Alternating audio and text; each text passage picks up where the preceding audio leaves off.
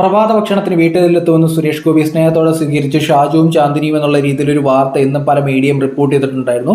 നടനായിട്ടുള്ള ഷാജുവിന്റെ വീട്ടിൽ സുരേഷ് ഗോപി രാവിലെ ഫുഡ് കഴിക്കാനെത്തുന്നു. ഇതാണ് വാർത്ത. പക്ഷേ ഇതിന്റെ കമന്റ് ബോക്സ് നോക്കിക്കഴിഞ്ഞാൽ ചില കാര്യങ്ങൾ പറയണമെന്ന് എനിക്ക് തോന്നി. പെണ്ണുപിള്ളെ മാറ്റി ഇരുത്തിക്കോ, ഇല്ലെങ്കിൽ മണം വലിച്ചെടുക്കും, അതാണ് കലങ്ക് ഗോപി എന്നുള്ള രീതിയിൽ ഒരു കമന്റ്. അതായത് ഷാജുവിന്റെ വൈഫ് സുരേഷ് ഗോപിക്ക് ഫുഡ് വിളമ്പി കൊടുക്കുകയാണ്. ഇതിന്റെയൊക്കെ കമന്റ് ബോക്സ് വന്നിട്ടാണ് ആൾക്കാർ ഇമാതിരി കമന്റ് അടിക്കുന്നത്. ആ തെരുവിൽ കൊടുക്കുന്ന പട്ടിക്ക് കൊടുത്താൽ ഒന്ന് വാലനക്ക് നന്ദി കാണിക്കും, ഇതും കാണില്ല. സ്ത്രീകൾ ഉണ്ടെങ്കിൽ അധികം അടുപ്പിക്കേണ്ട, മണം ഊറ്റിയെടുക്കും. ഭാര്യ മാറ്റിക്കോ, ലവൻ കെട്ടിപ്പിടിച്ച് വലിച്ചു കയറ്റും. ഇവന് പച്ചവെള്ളം കൊടുക്കരുത്, ദരിദ്രവാസി. പക്ഷെ പെണ്ണുങ്ങൾ ഉള്ളിടത്ത് മാത്രമേ ഇയാൾ പോവുകയുള്ളൂ മണം പിടിക്കാൻ. ഇതൊന്നും രാഷ്ട്രീയപരമായിട്ടുള്ള കമന്റ് അല്ല. ഇതിൻ്റെയൊക്കെ ഉദ്ദേശം വേറെയാണ്. അരിയാഹാരം കഴിക്കുന്ന എല്ലാവർക്കും മനസ്സിലായിട്ടുണ്ടായിരിക്കും. ഞാൻ ഇനി കുറച്ച് കാര്യങ്ങൾ പറഞ്ഞുതരാം. സുരേഷ് ഗോപി നിങ്ങൾക്ക് രാഷ്ട്രീയം പറഞ്ഞ് അടുത്ത തെരഞ്ഞെടുപ്പ് തോപ്പിക്കുക, ഇതൊക്കെയാണ് ഒരു അന്തസ് എന്ന് പറയുന്നത്. അതല്ലാതെ ഇമാതിരി കമൻ്റ് അടിച്ചു കഴിഞ്ഞാൽ സുരേഷ് ഗോപി അടുത്ത തെരഞ്ഞെടുപ്പിലും ജയിക്കും. ഇവിടെ കുറേ ആൾക്കാർ ചെമ്പ് ഗോപി, വിച്ചള ഗോപി എന്നൊക്കെ പറഞ്ഞ് ബഹളം വെച്ചു. സുരേഷ് ഗോപിയുടെ മകളുടെ വിവാഹവുമായി ബന്ധപ്പെട്ട് സുരേഷ് ഗോപിയുടെ പോക്കലിലെ പണം ചിലവാക്കി സുരേഷ് ഗോപി ലൂർദ് മാതാ പള്ളിയിൽ ഒരു കിരീടം കൊടുത്തു. പള്ളിക്കാർക്കില്ലാത്ത ബുദ്ധിമുട്ടായിരുന്നു നാട്ടുകാർക്കും ചില പാർട്ടിക്കാർക്കും. സുരേഷ് ഗോപി അന്ന് ചെമ്പ് ഗോപി എന്നും പിച്ചള ഗോപി എന്നും വിളിച്ച പാർട്ടിക്കാരെ ഇന്ന് നാട്ടുകാർ വിളിക്കുന്നത് അമ്പലം വിഴുങ്ങികളെന്നാണ്.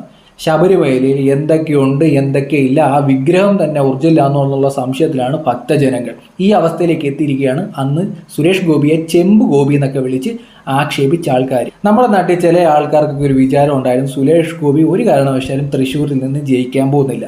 തൃശ്ശൂരിൽ നിന്നും ജനങ്ങൾ 70,000 വോട്ടിന്റെ ഭൂരിപക്ഷത്തിൽ സുരേഷ് ഗോപിയെ ജയിപ്പിച്ചു. സാധാരണ നമ്മുടെ നാട്ടിലൊരു കലാപരിപാടി എന്ന് പറഞ്ഞാൽ ഏതെങ്കിലും ഒരു പെണ്ണ് കേസൊക്കെ തലവെച്ച് കൊടുക്കുക നോക്കി, പക്ഷെ ഏറ്റിട്ടില്ലായിരുന്നു സുരേഷ് ഗോപിയുടെ തലയിൽ വെച്ച് കൊടുക്കാൻ. അത് ജനങ്ങൾ വിശ്വസിക്കത്തില്ല. രണ്ട്, എന്തായാലും സുരേഷ് ഗോപി അഴിമതി നടത്താൻ പോകുന്നില്ല, അതിനകത്തും സുരേഷ് ഗോപി ഒന്നും ചെയ്യാൻ പറ്റത്തില്ല. ഇനി എന്താ ചെയ്യാൻ പറ്റുന്നത്? സുരേഷ് ഗോപി എവിടെയെങ്കിലും പോയി ഫുഡ് കഴിച്ചു കഴിഞ്ഞാൽ ഇതൊക്കെ കട്ട് ചെയ്തിട്ട് തമ്പ്രാനെന്നും മേൽജാതി എന്നും കീഴ്ജാതി എന്നും ഒക്കെ അറിഞ്ഞ് കുറേ ആൾക്കാർ കുറേ വിഷ്വൽസ് പ്രചരിപ്പിക്കുന്നുണ്ട്. സത്യസന്ധമായി പറഞ്ഞു കഴിഞ്ഞാൽ ഈ പ്രചരിപ്പിക്കുന്ന വിഷ്വൽസിൻ്റെ കുറച്ച് മുമ്പിലേക്കും പിന്നിലേക്കും ഉള്ള ഒറിജിനൽ വിഷ്വൽസ് കണ്ടു കഴിഞ്ഞാൽ ഇതിൻ്റെ സത്യാവസ്ഥ മനസ്സിലാക്കും. എന്നാലും പാവം പിടിച്ച കുറേ ആൾക്കാരെ ഇവർ വിശ്വസിപ്പിക്കാൻ ശ്രമിക്കുന്നുമുണ്ട്. ഇതാണ് നമ്മുടെ നാട്ടിൽ നടന്നുകൊണ്ടിരിക്കുന്ന കലാപരിപാടി. ഇനി ഇവിടെ സുരേഷ് ഗോപിയുടെ പിന്നാലെ പോയിട്ട് തമ്പ്രാനെന്നൊക്കെ പറഞ്ഞ് ആക്ഷേപിച്ചുകൊണ്ടിരിക്കുന്ന വലിയ ഡയലോഗ് അടിക്കുന്ന മീഡിയക്കാരൊന്നും എന്തുകൊണ്ടാണ് സ്റ്റേറ്റിൻ്റെ മുഖ്യമന്ത്രി ഉണ്ടല്ലോ, പത്രസമ്മേളനം നടത്തുമല്ലോ, അവിടെ പോയി ഒന്ന് വാതുറന്ന് ഒരു ചോദ്യം ചോദിക്കാത്ത മുഖ്യമന്ത്രി ഒന്ന് കണ്ണുരുട്ടുമ്പോൾ ഈ വലിയ ഡയലോഗ് അടിക്കുന്ന മാധ്യമപ്രവർത്തകരും ഈ സുരേഷ് ഗോപിയെ തമ്പ്രാനെന്നൊക്കെ പറഞ്ഞ് ആക്ഷേപിക്കുന്ന ആൾക്കാരും അവിടെ ഒന്നും ആരും മിണ്ടാറില്ലല്ലോ സ്റ്റേറ്റിൻ്റെ മുഖ്യമന്ത്രിയുടെ മുമ്പിൽ. ഞാൻ ഈ വീഡിയോ എന്തുകൊണ്ടാണെന്നറിയോ ഈ കമൻസ് ഒക്കെ ഒന്ന് എടുത്ത് കാണിച്ചത്? ഇത് രാഷ്ട്രീയമല്ല, ഇതെല്ലാവരും ഒന്ന് മനസ്സിലാക്കാൻ വേണ്ടി തന്നെയാണ് ഞാൻ ഈ വീഡിയോ എടുത്ത് റിയാക്ട് ചെയ്തത്. മാക്സിമം ആൾക്കാരിലേക്ക് ഒന്ന് ഷെയർ